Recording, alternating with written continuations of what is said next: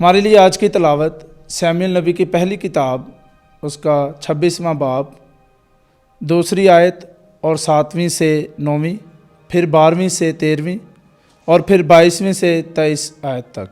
تب شاؤل اٹھا اور اسرائیل میں سے 3000 منتخب آدمی ساتھ لے کر ضعف کے بیابان کی طرف گیا تاکہ ضعف کے بیابان میں داؤد کی تلاش کرے۔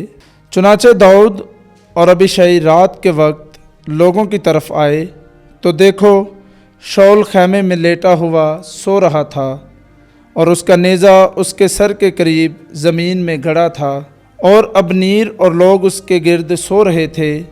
تو ابیشائی نے داؤد سے کہا کہ آج خدا نے تیرے دشمن کو تیرے ہاتھ میں کر دیا، پس مجھے اجازت دے کہ میں اسے اسی نیزے سے زمین کے ساتھ ایک ہی ضرب سے چھیدوں اور میں دوسری ضرب نہ لگاؤں گا۔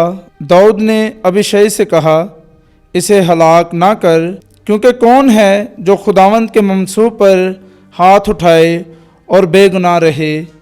اور داؤد نے کہا، زندہ خداوند کی قسم، خداوند ہی اسے مارے گا، یا اس کا دن آئے گا تو مرے گا، یا جب لڑائی میں جائے گا تو ہلاک ہوگا۔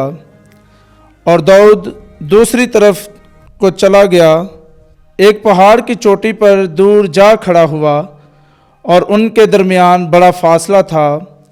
اور داؤد نے لوگوں کو اور ابنیر بن نیر کو زور سے پکارا اور کہا، اے ابنیر، تو جواب نہیں دیتا؟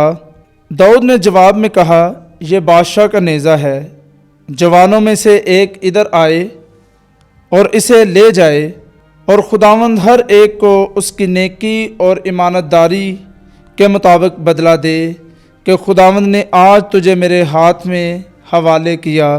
لیکن میں نے نہ چاہا کہ خداوند کے ممسوح پر اپنا ہاتھ اٹھاؤں۔ پاک کلام کے پڑھے اور سنے جانے پر خداوند کی برکت ہو، خداوند کا شکر ہو۔